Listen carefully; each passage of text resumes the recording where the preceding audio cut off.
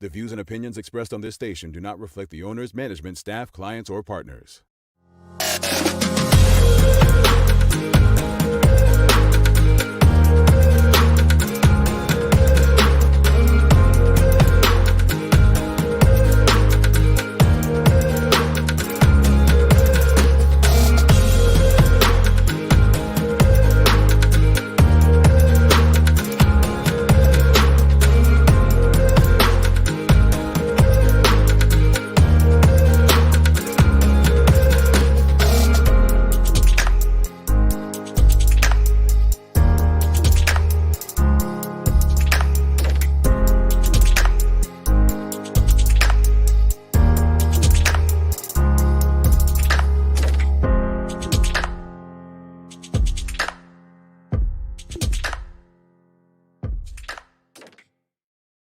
It's Wednesday, the 27th day of January, 2021. Welcome to the Daily Hour, brought to you by Medical House, One Communications, and Lindos. I'm Jamel Hartman, along with Carla Zul. Thanks for making us part of your daily routine. If you're watching online, share the link. If you're on Facebook, start a watch party. If you're on Twitter, retweet it. Just get the conversation out there to your network, and don't forget to like and engage with us. Another good one today is Rashida Godwin from Titan Express stops by. We're going to be talking some history and culture. The Daily Play is a sing it, please don't sing it, Carla. So let's just hope she abides by the Daily Play rules on this Wednesday. Not going to happen. See, she can't help herself. The final Wednesday of the first month of the year. Well, considering last year, how do you, well, never mind. I'm not going to ask you. Because last year, this time, we were a day removed from losing Kobe Bryant, and people felt like it was the longest January ever.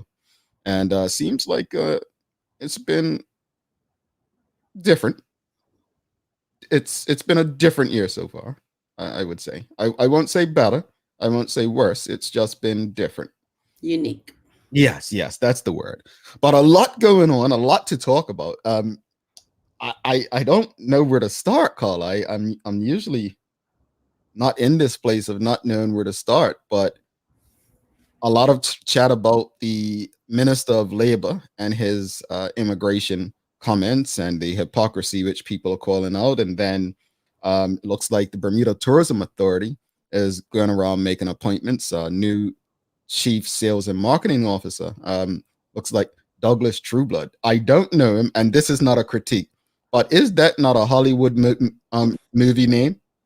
And he looks like he's on Hollywood as well, because I went and looked at his Instagram. Quite interesting. But he looks like he exudes a lot of energy. So let's hope Bermuda can handle it.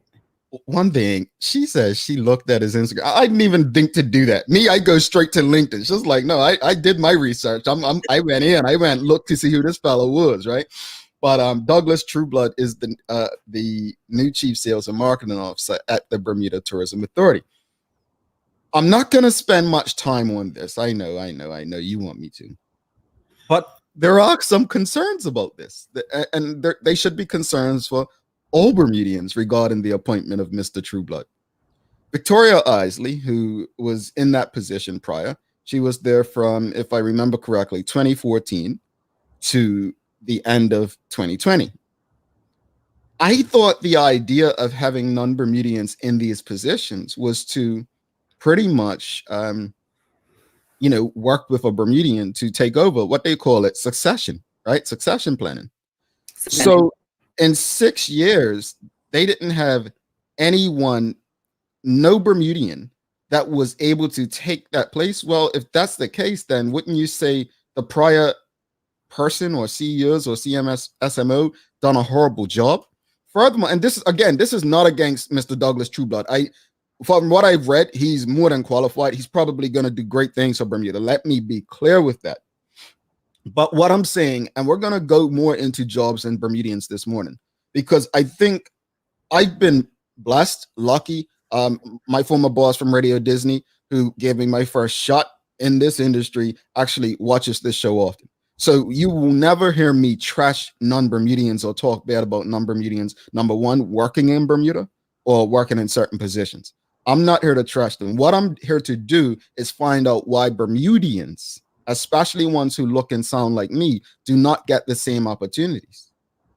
I've heard the arguments that, oh, Bermuda's small, it's a smaller pool. I don't accept that. Because if I can get the opportunities I've had outside of Bermuda, why can't I get them within Bermuda? So I just would hope that the board led by former minister, now president of some company that oversees Belco, Wayne Keynes, I would hope that that board within the Bermuda Tourism Authority has hired this gentleman with the with some idea or some plan of succession planning. Because there are some that would say, well, if we put in the PLP to change things, why are we doing the same exact thing? I have to be honest, when I saw his name, I went to look because I wanted to see if he was of color or not, right? But he has done a lot in Bahamas, so I figured maybe, that's why he could perhaps help to revitalize things, because he just had this great experience in the Bahamas. But we'll see. And then you see that they did a second appointment as well. Miss Barkley, head of, I can't remember offhand, maybe you would know, but she's in the paper as well. She was promoted. Tracy Barkley, I don't know who she is, but she was the director of people. Now she's been promoted to, I believe, chief administration officer or administrative officer. But I don't know her, but she could be Bermudian. But I think that this comment right here, I definitely want to go to Kenton Trott says the same thing happens in every single industry in Bermuda, government and private. And he's right. He's right. This is not a tourism thing. This is not me attacking Mr. Trueblood. I just honestly, I hope he does some things because I just want to keep saying his name. Right? It's star power. It's like written all over it. But I want this gentleman to do well, because if he does well, Bermuda does well, Bermudians have the opportunity to make a living. My concern, folks, honestly, my concern is that where's the succession planning? Mr. Trueblood, after he's gone, are Bermudians going to have the opportunity? That's what I thought people voted the PLP in for, to change this kind of stuff so that Bermudians got the opportunities in these jobs. That's it. It's no hate for Mr. Trueblood. It's not about him. That said, I did see some things come through WhatsApp yesterday that the Bermuda Tourism Authority is going global in their search for a new CEO. Well, let me say this. Glenn Jones, pack your bags. Because if I'm been interim CEO for almost a year, and now they're putting something out, they're basically telling me I'm not up to the job. I took it the same way. I was like, awkward. That's what I said to myself. I was like, well, where does that leave him? Maybe they'll create a position, or he'll go back to his substantive position. I don't know. But I thought that's insulting. But again, I mean, whether people like Glenn or not, I mean, it's very debatable if you're a black man. But I literally, if I were in that position, and I'm going to use Elizabeth's comment, I don't think someone would remain interim this long if they didn't want it. I just don't. But if he is in that position, remaining interim, and doesn't want it, more power to him. But something tells me, I'm 90% sure, I'll leave 10% open. I'm 90% sure that this is disrespectful to Glenn Jones. And I'm not a coach, and Glenn Jones will never listen to me because I focus on what's in the best interest of us. But if he's listening and if somebody could get this to him, walk, bro. Walk. Talent TJ Clark, if he got hired based on his experience and there's no local with experience, then it makes us hard for such a... Nah, first off, I think I clarified that talent. What I said was, one, you cannot keep using the experience line. And I use myself as an example. And the idea of experience, and I don't know if we've ever had this conversation on the Daily Hour, but it's the stupidest argument I've ever heard. I don't care how much experience you have doing something. Anybody can have experience. I remember a time someone had 20 years experience working in a bank. So they were hired thinking that they can handle the accounts. Instead of asking about one's experience, right? Like how long they've been somewhere, what their experience is, find out during their tenure how well that company they worked for or what they did done, right? So you've got people that spent 20 years at a job, and during that 20 years, that company went zoom. You've got people that worked in companies for 3 years, and that company went zoom. So what experience do you go with? Length of time or results? Productivity. That's one argument. The second thing is, again, Mr. Trueblood probably is the best person for this job. I'm not taking that away. As I stated at the beginning, I am not against non-Bermudians being hired. What I'm for is Bermudians being given the opportunity. And if Bermudians are never given the opportunity, Bermudians leave Bermuda and get opportunities greater than what they've ever had in Bermuda. I'm an example. Trust me. Breaking into radio in the US is like being drafted for the NBA. Getting into sports, it's the same. Why do we not get shown that same love in our own country? Judith R. Parsons says there will always be the mindset in Bermuda that the foreigner is better qualified. Shikarena says being an interim, anything doesn't guarantee the role, and it was probably said up front. Oh, agreed. Dijon says no one gets the experience if no one's given the chance, and that's my point. I agree. That's my point. And we can't buy into the idea or what they've been selling us that there's no Bermudians with experience. We cannot buy that, because if that's then you attach a succession plan to this so that Bermudians can get the experience. This is where mentorship comes in, right? Renee Sherilyn Simmons says it's too often Bermudians are used in position. If he was there to hold the position while they are looking for a qualified, then that should tell them no need to look because the Bermudian is doing the job. Well, exactly. If Glenn Jones has been there for almost a year and he's done a decent job, why are you looking, right? That's one. Two, I'm gonna personally, he probably won't answer, but I'm gonna personally reach out to Glenn and ask him, did you want this job? I'm going to ask him, because we're in a position where we're speculating. Well, I'm not really speculating, but I'll make you believe I am. You know, God, what they say, take the conversation further, right? But that leads me to something else, Carla. I don't want to forget this before we go to your news break and bring Rashida on. So you all saw that St. Regis has jobs going on, right? They're hiring. And I went and I looked at some of the jobs with St. Regis, and I'm not trying to cost you all opportunities if you're trying to get hired at St. Regis, you know, keep your comments to yourself. But some of the jobs, let me just read them. Casino operations manager, casino financial compliance manager, casino financial controller, and then an HR coordinator. So my question is, first, I know I'm not in the know. Did you all know Bermuda had casinos? And then the second question, Carla, is what Bermudians really have experience in casino? I was going to say, well, we know one thing, one's coming. Well, based on those job descriptions, you would think so, right? But I thought one was coming before. Wasn't it one supposed to be at another hotel? So it's all very interesting. Maybe they'll all come this summer or soon. My goodness. Elizabeth, Carla.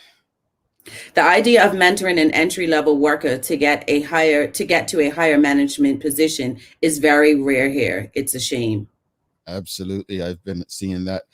Nikki Michelle's experience is the numerical form is an old patriarchal. Now, let me go there.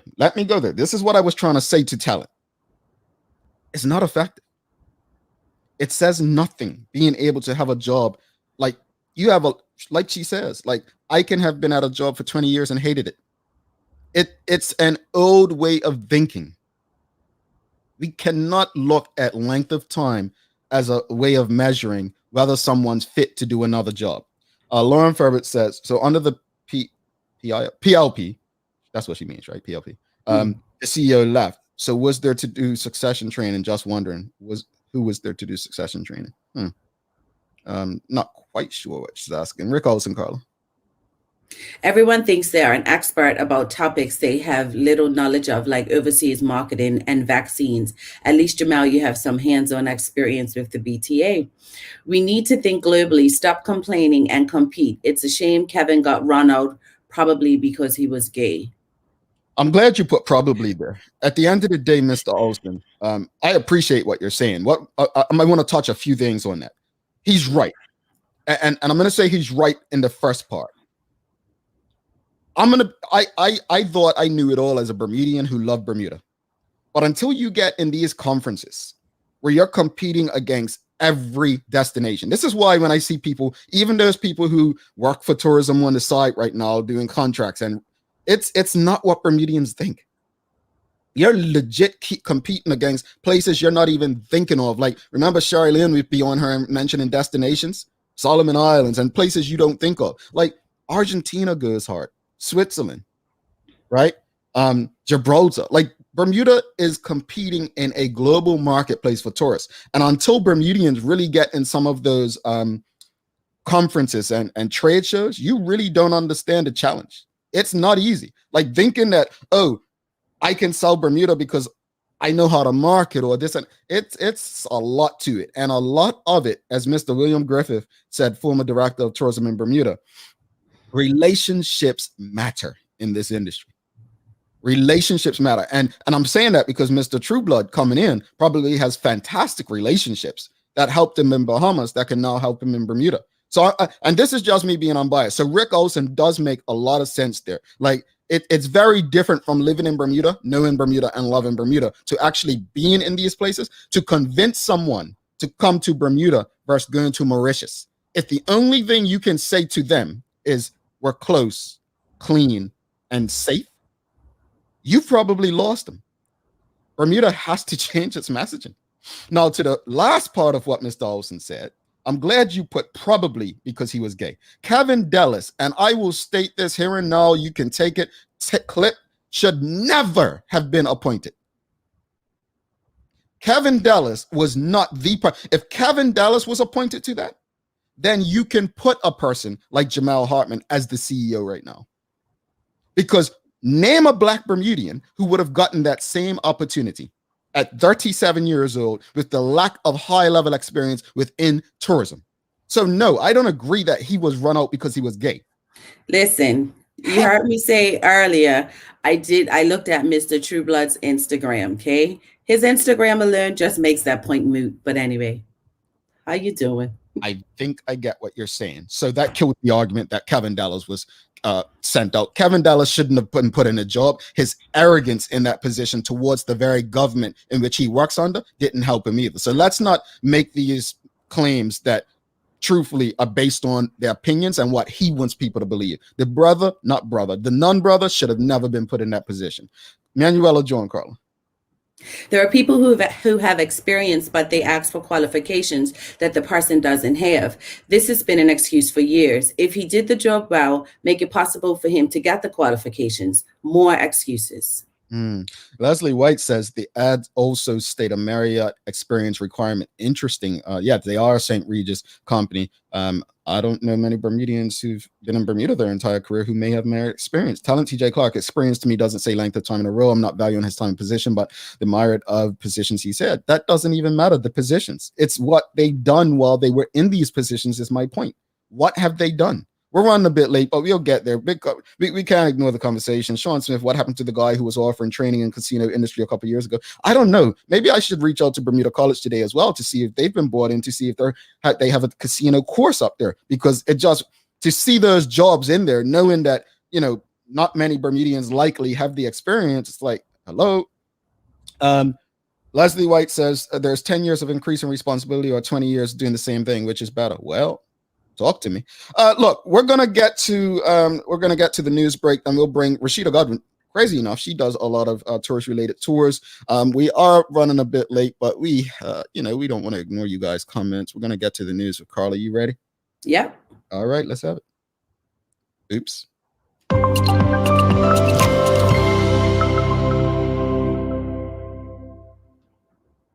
More than 10,000 people have registered their interest in vaccination against the coronavirus, Health Minister Kim Wilson said last night at the weekly coronavirus press conference. According to statistics, 5,430 white, 1,534 black, 889 mixed race, and 2,838 unspecified residents received the vaccination.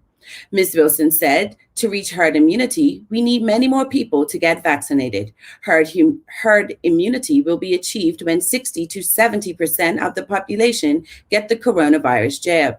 Premier David Burt welcomed the increase in the number of people who had registered as he appealed for residents to ignore bogus social media advisories and to learn the science behind vaccines, which he said were safe.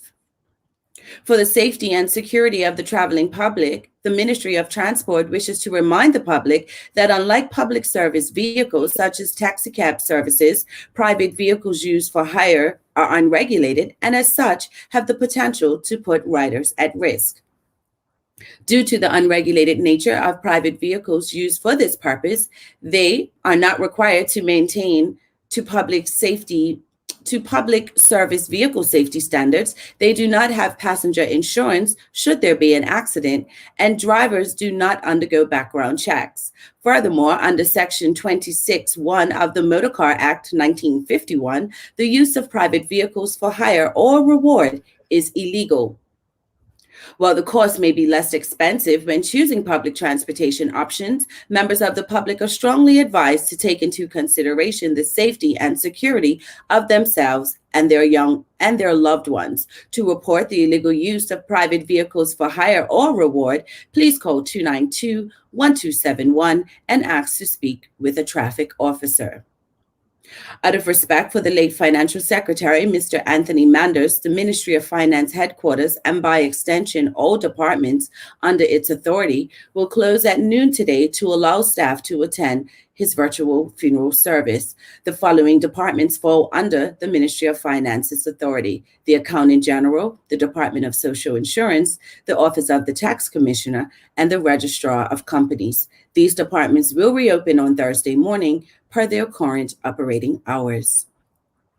Jamal, what is your favorite flavor of cake? You look like a lemony guy because you're so tangy. Am I right?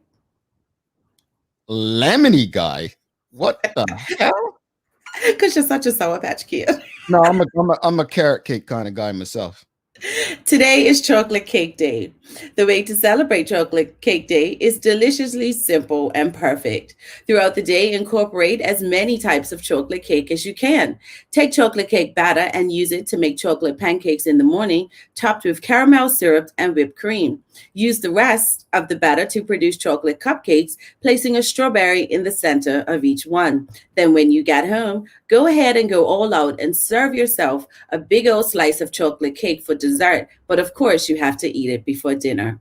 Turning to weather, the temperature in Bermuda is expected to reach a high of 71. Dallas, Texas will see a high of 51, and Bristol, UK will see a high of 60. Don't forget to tune in to the full100radio.com tonight for Nighttime Jams, featuring some of your favorite romantic classics. That's your Daily Hour News Break. Chocolate cake. All right, we're going to take a break, have a piece of chocolate cake. We'll be back with Rashida Godwin from Titan Express. Save me a slice, Carla. Good day, Medical House Doris speaking. Can I help you? Medical House is Bermuda's leading one-stop shop for healthcare. Bermuda's top doctors, dentists, care homes, and the hospital choose Medical House for a wide range of products. Anything that we ask them to do, they come through. These same professional quality products are available to you for home health care. If we can use them, we definitely do so. Medical House is best known for its uniforms and footwear. It also has restaurant uniforms that stand up to even the toughest shifts. If you're on your feet all day, Medical House has comfortable and stylish shoes that are also durable and easy to clean. Everyone needs some help cleaning up, and Medical House has got it. Leading-edge janitorial, facility, and maintenance supplies are all here. Medical House is on Millreach Lane in Pembroke, where there's private parking right outside the door. Call or visit Medical House today. This month, we're featuring a range of infant and baby care products from Hello Bello, a company started up by a husband and wife team who were inspired to meet the challenges arising from the often surprising, not to mention messy, experiences that came with the territory known as parenting. The couple behind Hello Bello know that being a parent is uniquely demanding, and their mission is to bring you premium products at gentle prices. Try Hello Bello Apple Blossom Baby Lotion, Lavender Shampoo and Body Wash, Flushable Wipes, Diaper Rash Cream, Lavender Bubble Bath, and more. Lindo's. Why go anyplace else?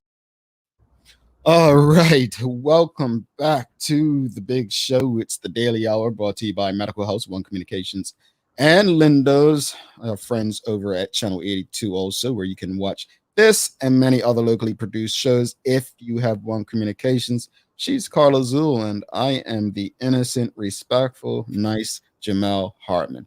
I just love adjectives sometimes. There's all adjectives, right? They're lies, but yep. Okay. Absolute lie, same thing. Wanted to, real quickly before we bring Rashida on, can you give me if you emailed us yesterday, we may have sent you the information. Check your email. If not, send us an email at engage@thedailyhour.com and we'll send Ms. Seymour the information from Ms. Seymour to you. That's regarding Jesse Seymour. So don't forget, if you can, make sure you assist there, folks. Without further ado, let's bring in our guest for the day, Rashida Godwin from Titan Express. Good morning, Rashida. How are you? Good morning. Good morning, Jamal. Good morning, Carla. Good morning, everybody out there listening. Yeah, welcome. We didn't intend to talk about tourism related stuff this morning, but it happens, and we can just segue right into what this is your second time coming. So you actually were one of the first guests on this show. That was pretty much when the lockdown was happening. People stopped coming to Bermuda, cruise ships, which was a big part of your business. But for those who don't know, and those who were not watching the Daily Hour back then, what kind of tours do you do? Do you and your company provide? Well, during the tourism industry, but transportation and tour company, we have Titan Express. We have 6 minibuses. So during the tourism season, we're really busy with the cruise ships, and so that's who we'd be basically busy with during those times. But then in the season where it slows down, in the winter season, we would start also doing. We also have a tour called the African Bermudian Dispersion Cultural Tour, in which we do tours on the African Diaspora Heritage Trail. Actually, these tours did start to get a little busy, even in the wintertime, with a lot of tourists. So around this time, I would actually be busy with tourists from Canada, Boston, Philly, a lot of the places where it's snowing right now, where it's cold. I would be doing tours on the weekends with the Department of Community and Cultural Affairs, and we will have a combination of locals and visitors actually on these tours, and it was quite interesting. But then they became very popular with locals as well too. Yeah, I've seen some pictures lately of family members doing your tours, especially over the holiday period. And I was actually quite excited to see that locals are jumping onto this, because for me, having worked in tourism, I remember the, what's it called up Dockyard? The National Museum? Yes. So, man, I'm just, look, I'm turning that age this year. Things are losing me early. But saying that to say that there are things there that I think a lot of Bermudians don't know. Absolutely. And so what you're doing is so instrumental into not just for tourism, but actual Bermudians. But that said, you have quite a lot coming up. Tours online. Share with us the latest. What's going on? Well, actually, next week, Thursday evening, February 4th at 7:30, myself, Ajala Amadele, He's an educator and an author. He's authored about 4 various different books on history, Bermuda history, and various people's lives. And I also have Gina Davis. We're actually doing a free webinar. So the webinar is free. And if anybody's interested in attending the webinar, they could email me at info@titantoursbermuda.com. That's info@titantoursbermuda.com. It's a webinar, so we only have a limited amount of spaces on it. We're trying to see if we could possibly also do it Facebook Live, but we're still working on that, so I can't guarantee that right now. And basically, that webinar is going to be great because it, as you guys were even talking about various frustrations earlier, this is why history is so important, especially to Black Bermudians. And you guys, because we're going to take you on a journey, and we're going to share with you from the 1600s. Basically, Bermuda celebrated 400 years of Parliament last year, August the 1st. And many people didn't know that because of COVID. COVID overshadowed a lot of stuff. But we're going to actually do a talk on it, and we're going to take you on a journey. And so we're going to be only talking about the lives of how those 400 years have affected Black people, people of African descent in Bermuda, Africans in Bermuda, and how we got here in the 1600s. And we're going to bring you right up until when we actually had true universal adult suffrage here in Bermuda, and that means the 1 man, 1 vote, because many people believe the 1 man, 1 vote happened in one particular time, but it didn't. It happened a lot later than what people even know about. So even what you were talking about just now about various frustrations on why certain people didn't get jobs and various things, we have to understand that many of those mindsets are still in Bermuda today. They haven't gone anywhere. And we haven't even been out of segregation that long, really. Segregation really happened in like ended in 1959, but a lot of places didn't end until like 1960s. And this is just 2020. So we have to remember that even though many of us get frustrated with a lot of things, that's because we don't understand the history that actually happened here in Bermuda and what took place. We know all about the history of outside of Bermuda, but we don't know what happened here. So I encourage many people to sign up for this free webinar. Ajala is awesome. And we're just going to give you guys some great information about Bermuda history concerning Black people. And then in February, we have a children's program starting up called Sankofa Sundays. So Sunday afternoons, we're going to take out a few kids, not many, up to about 15 to 20 children, and share it with them their history of themselves, Black Bermuda history. And also we have other collaborating with other companies as well too, and you can visit the website for that at titantoursbermuda.com. And then lastly, at the end of the month, going into March, that's where we're going to actually be taking the African Bermuda Dispersion Cultural Tour up in Dockyard. And so we're going to be doing about a half-an-hour bus tour in Dockyard on how Black Bermudians and Africans in Bermuda actually built up the Dockyard. And so we're going to give you that history and how they got here. And then we're going to go take a walk into the National Museum that's up in Dockyard. It's not a collaboration with the museum. We're just going to be visiting there.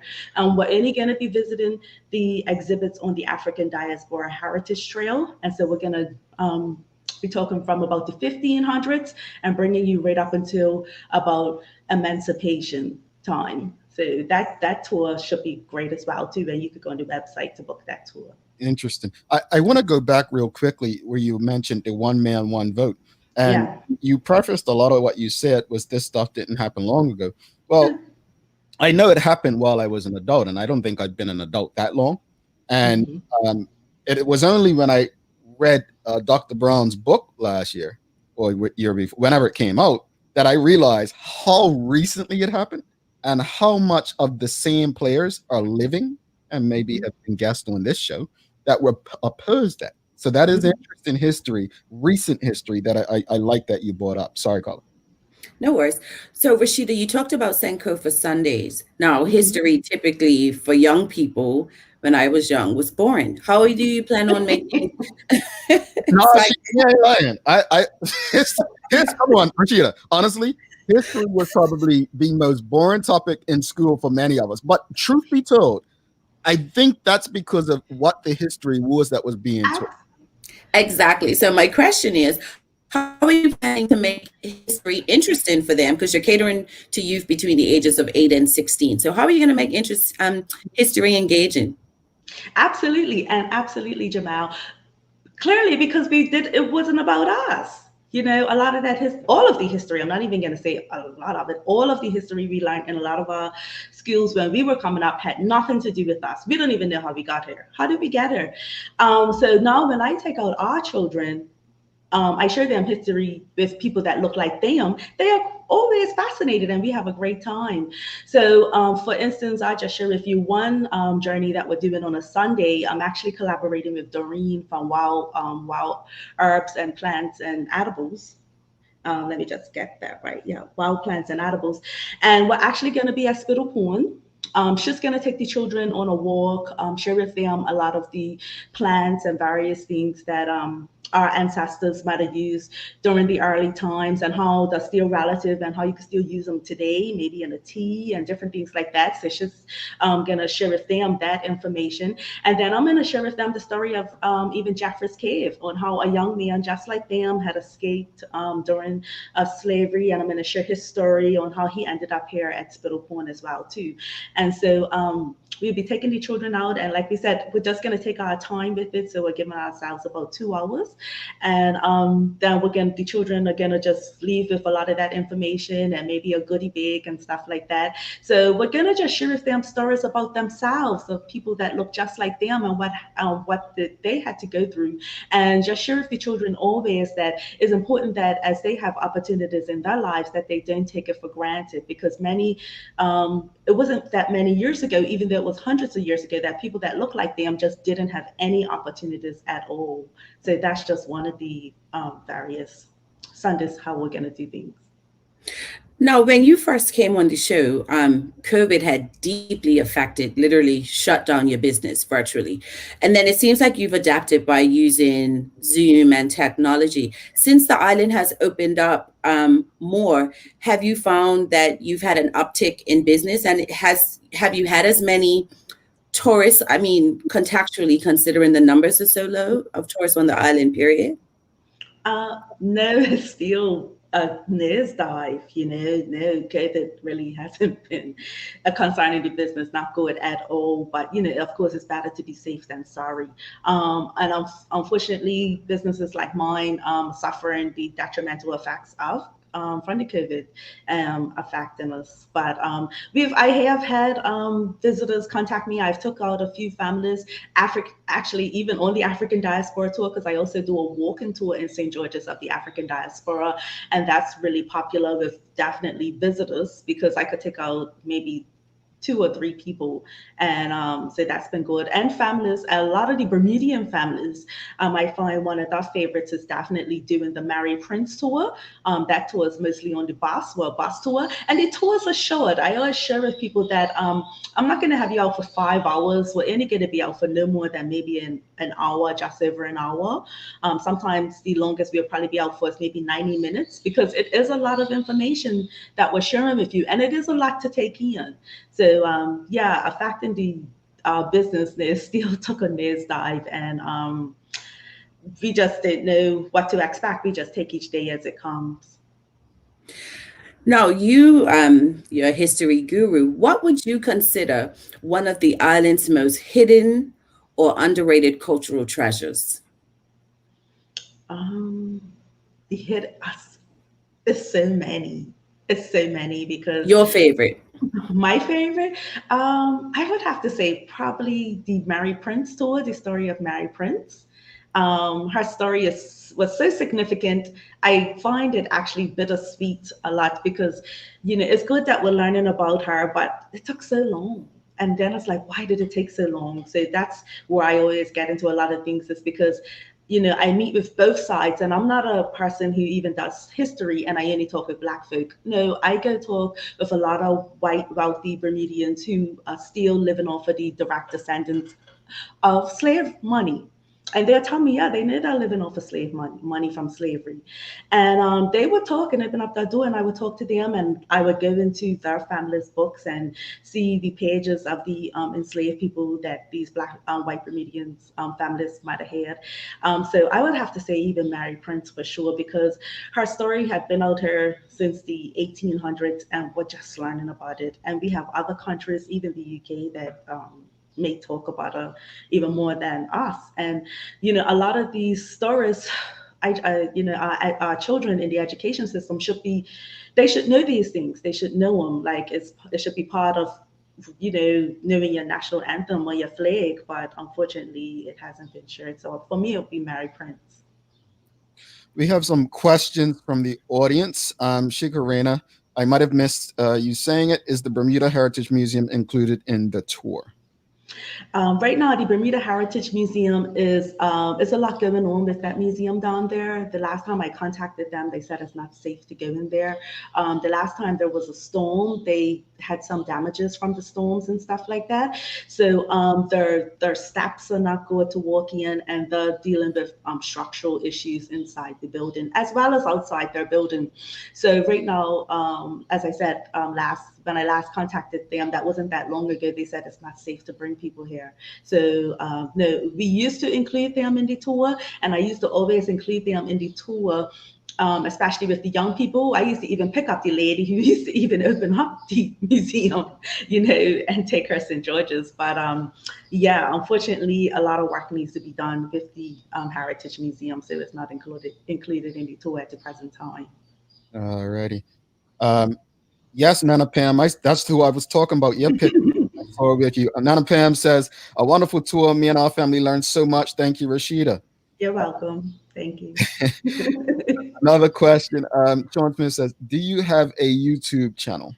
Yeah, we actually just started a YouTube channel. That's from even my young people. I have a lot of young people who I even work with at Cedar Bridge. I was like, you gotta do this, Miss Godwin, you gotta do this. And I'm like, what is that? And so we started a YouTube channel called Sankofa. I think it's called, they call it Sankofa Bermuda. Yeah, SankofaBermuda.com. And they've actually put up a few videos on me, and we're putting up more videos because they said, no, Ms. Godwin, you gotta put this stuff up, it's gotta be up. So I have a lot of young men that are younger. They remind me of you, Jamal. Like, it's gotta go up so they can always have it to refer to. So we just started it, yeah.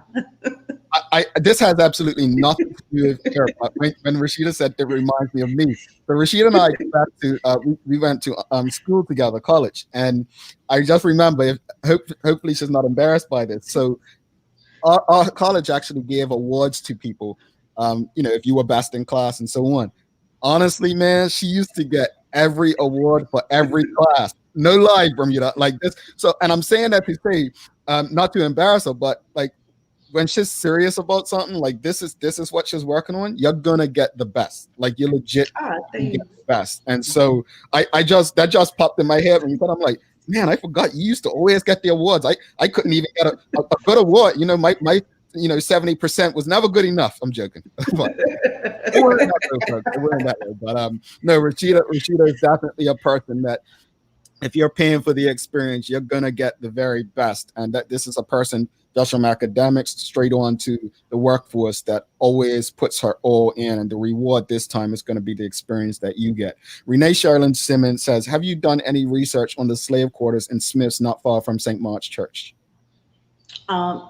Well, we know that there's slave quarters in Smiths. I believe you're talking about probably Vermont House. We do tours with the Bermuda National Trust that take people to the Vermont House. That was actually one of my first tours that I actually did with the African Dispersion Cultural Tour.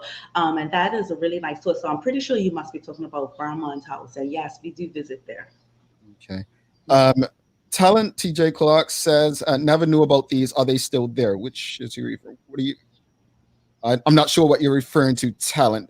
Just let us know what the conversation moves so fast, right? I honestly don't know. What Carla?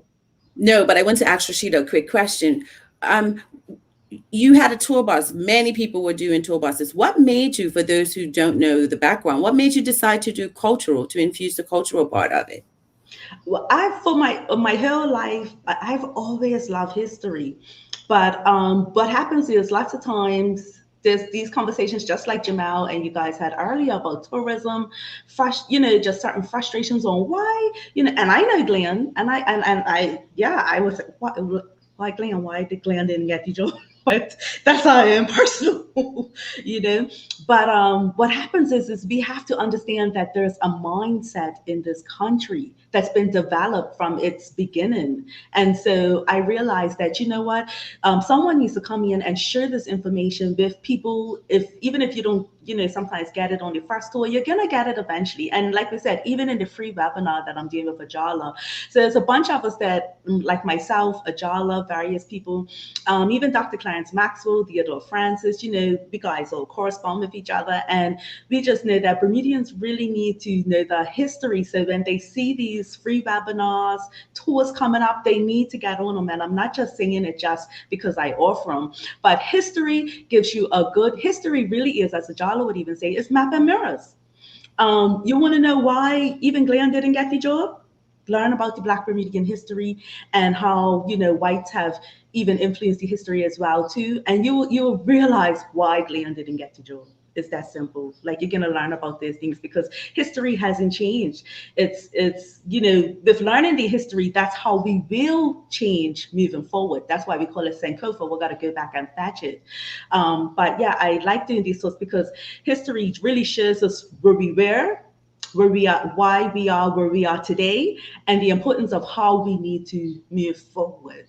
But many of us, because we don't know the history, we keep on having these same conversations. It's becoming insanity, and it's all really because we don't know the history and we don't understand how things have been set up, especially even in this country. Mm. And that said, just to continue on, so you kind of explained a bit just now, but why is it so necessary for us, like not just young people, but as you can see in this conversation, as people are commenting, they're learning different things. But why is it so necessary for us to take part in the things that you offer? It's very necessary because, like we said, many of us, you know, we, like, I have to use kind of like Leon as an example. You know, he's had a position. You have someone who's had a position. We know he's got all the knowledge, he's got all the experience. Our country is mostly Black people. You know, so if you're selling it to tourism, and that's what I've even gotten as a tourism, even somewhat of ambassador here in Bermuda, even as I do the African dispersal cultural tours, even if I just do regular Bermuda history tours, the tourists, especially the white tourists on the bus would always, or walking tours would say, this country is all Black people. All I do is see Black people everywhere around here. So why are they selling the country as a white country? You know, so I have to share with them the history of the country because white folk have controlled the narrative, the historical narrative for years. They would sell it because, of course, they want to see more people like them. And it's just been a continuing thing going on, and even just the bringing in of immigrant workers to the country. It's just been just this continuation of it all the time. We haven't told our narrative. Black people in this country, we haven't told our narrative. We haven't even tried to control a bit of the narrative. And of course, because there will always be some sort of Black backlash, but we need to continue to tell these stories. We have to tell those stories. And so people should come on the tours, you know, to learn about these stories about themselves and learn that the reason why many frustrations and many things are happening today is still a direct result of what many things that have happened in the past. That's good information. Talent TJ Clark says it should all be included in our school curriculum. Well, maybe I would have been more interested had they included stuff like this in our curriculum. You know, you can't talk to me about what's it, the Columbus guy and Summers guy with the statue on St. George's and expect me to be interested in people who pretty much you're making us believe are our heroes. Mm-hmm. Right? And then as you got older and you learn more, you kind of learn that, no, they are not your heroes. Your heroes look like you, and it's okay. You know, I think as we go through generations when it comes to history, our heroes will change with more information. The heroes that you were given, to use Ajala, it was a lot of stuff that he used to share that made you, you know, when you were growing up, you thought people who resisted change were bad people. Dr. King's daughter, Bernice King, recently said, I think it was the year after her father's death, that a high percent, I'm just going to throw a number out, but like 75% people thought, you know, her father was a bad guy, right? Now they champion him. Everybody's out here quoting him like, you know, I mean, it's phenomenal when you see it. Like You don't like him. You don't honor what he stood for, but now he's a hero. But it's weird how history changes, or at least makes us believe that the narrative has changed, but it really hasn't. It really hasn't. So, Rashida, thank you so much for taking the time to have this conversation with us. Did you? Well, let's do a history question, and whoever gets it, well, we'll get people to send a WhatsApp to us, and then we'll give you the information. So, what's a history question you have on off the top of your mind, like that we can ask the audience? What is the name of the sculpture at Bars Bay Park? All right. So don't answer that in the comments. What's the number called? 517-0096. All right. So the question is, name the sculpture at Bars Bay Park. If you don't know where Bars Bay Park, it's the one right next to Old Boys Point, between Old Boys Point and BF&M. If you don't know where that is, that's where Front Street kind of meets Pitts Bay Road. If you don't know where that is, it's in the city of Tampa. If you don't know where that is, then you just probably shouldn't consider yourself a Bermudian. All right. Then you're a tourist. yeah, you're a tourist. So send that text to 517-0096. Let us know what the name of the sculpture is in Bars Bay Park. Thanks again, Rashida. We'll be in touch with you. Yeah, thank you very much, guys. Have a great day. You too. You as well. Okay. All righty, we're going to take a quick break, and we will be back. Daily Playtime, and we're going to send you off some motivation, inspiration, and then, yeah, you all going to have a great day. Stick with us. Bermuda, do you know the difference between internet and Wi-Fi? Don't worry, neither did I. Let me break it down to you. Internet is delivered to your modem, which then has to push the Wi-Fi signal into the rest of your home. Do you find that the further you're away from your modem, the weaker your Wi-Fi signal gets? That's because Bermuda's homes are built hurricane tough. It's really difficult for that Wi-Fi signal to reach every room. But you're in luck.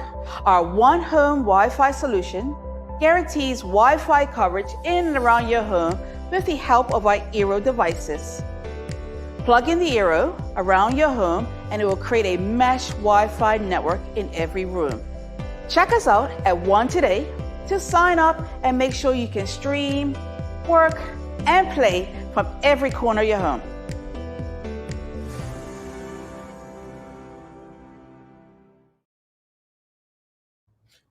All righty, welcome back to the big show. It's us, folks. Carla Zul, myself, Jamal Hartman, Daily Hour. Thanks again to all of our partners, Medical House One Communications and Linda's, along with our friends at Channel 82, where, as you know, you can watch this and many other locally produced programs. Carla. Yes. Oh my. No, about Linda's. I had to look, make sure it didn't crack just now. Amanda Blakeney has a comment, Carla.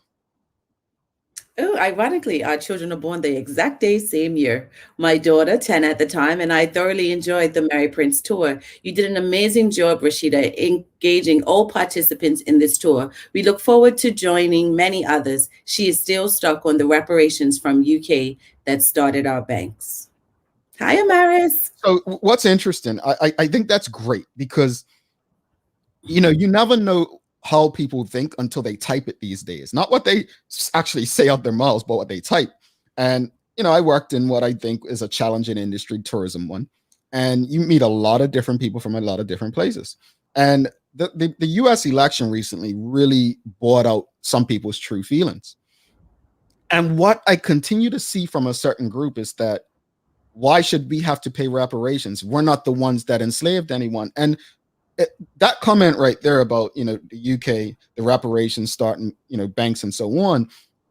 I did not learn a lot of stuff until I went to the African American Museum in DC. When you learn how many businesses like were started off of, you know, slave and the money from slavery and the reparations. So like to end slavery, governments paid them out. And these people were your lawyers. They were your judges. They were your police officers. They were your bankers, right? Don't tell me that, oh, well, I didn't enslave anyone. You had a platform. You benefited from it. What about that don't you understand? I don't get that. But this is where when the minute I come back to Bermuda, I want to book a tour, because I think even as a mom with children, our children, especially our boys, I think we need this so that we understand our purpose in life as well. Because a lot of things, a lot of people just don't understand. So to them, it's, oh, that was X amount of years ago, or that didn't affect me, when it does. Oh yeah, well, there's enough quotes out there to pretty much say what you do today, what happens today, impacts you tomorrow and the day after. So we cannot act like because it didn't happen to us directly, it happened to our ancestors. Well, things trickle down in generations, right? And maybe if the ancestors wouldn't have been enslaved, they would have been able to build like you all have built. We haven't had the same shot. We haven't had a fair shot like you all in this system. Excellence Rule says, you taught me something, Amanda Blakeney. Hopefully this time around I can hop on this tour. Sold out every time I try. That's great. Oh, love to hear that it's sold out. As Jackie said, Jack is Midge, folks. That's Jackie. Her alias on Twitter. She says, but they're still benefiting, and this is it. This is Kathy Bromby says, thank you very much for the informative chat. And with that, we're going to go to the Daily Play. Carla needs your help, folks. She needs your help. I did it last week, so it would have been an embarrassment last week if you didn't get that, as you said. Your father would have disowned you. All right, quote, I see no changes. All I see is racist faces. Misplaced hate makes disgrace to racists, end quote. Oh my God, I know this song. It's a rap.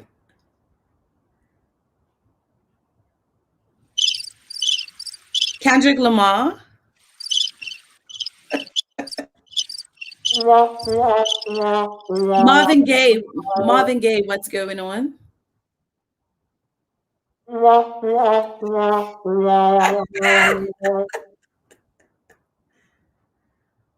You want it again? Yeah, do the words again. I said it was a rapper. I said it was a rapper, Tupac. Yeah, and then you said Kendrick Lamar, then Marvin Gaye. I know what the song is though. It's got that nice did-a-din, just the way it is. It's that song. Correct. Some things will never change. It's changes. So I see changes. All I see is racist faces. Misplaced hate makes disgrace to racists. So it is Tupac Shakur, our first rap song, and Carla did not. I got a half. I knew it was rap. No, but okay. How did you go from rap? Because when you did the first bum, I thought you were saying no, it wasn't a rapper. No, okay. I'm saying you got it wrong. Got you. But I was good though. I knew it was a rap. Rapped it for you. Well, you know what, Carla? You can't get them all. I mean, you should just about. But I knew the song, guys. As soon as I saw Tupac, I told you I knew. I went UGA with Tupac. Not literally, but he got me through university the first time. So okay, Kamala Harris. Look, hold on. Let me stop. VP Kamala Harris. You got people thinking it's Marvin Gaye now. Look at you. Talk about it, bro. Box of shame. Look, I mean, my goodness. Tishan, do not ruin our friendship. Thank you. Goodness, lady. Anyway, recap of today's show. What are your thoughts? And the reason I think Tupac is great because so much of his music was based on, to me, a lot of it's historical stuff that was happening over time.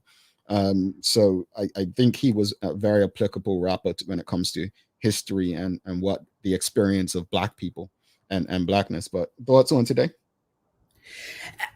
Just listening to Rashida, just again, it makes me realize how much history I did not receive as a child. And I find it very hard sometimes to engage as an adult. So tours, I'm of tangible. So I think a tour would really hit it. So it's important that we know where we come from. It doesn't mean we're anti anything. It just means that we want to know more about ourselves. I think Dijon sums it up here. Just wanted to say I love everything Rashida does and doing ever since I had the opportunity to connect, keep teaching us. And he also goes on to say, and I think everyone should take the Titan tour, plus invite someone local and tourist. So I agree. I mean, it's an amazing tour. Carla, you got any inspiration for us before we head out? We don't see things as they are. We see them as we are. Anais Nin. Ain't that the truth? Any final words, Carla? Have a wonderful Wednesday, everybody, and be kind. And I hope that you do support Miss Seymour's GoFundMe, reflecting on our guest yesterday, Jessie Seymour. Indeed, and no humping around on this Wednesday. Thanks again to our partners, Medical House, One Communications, and Linda's for ensuring that we're able to do this with you. As always, we appreciate you, we love you, and we thank you for making us part of your daily routine. If all goes well, we'll be back to do this again with you tomorrow. She's Carla Zul. I'm Jamel Hartman. My friends, make it a wonderful day.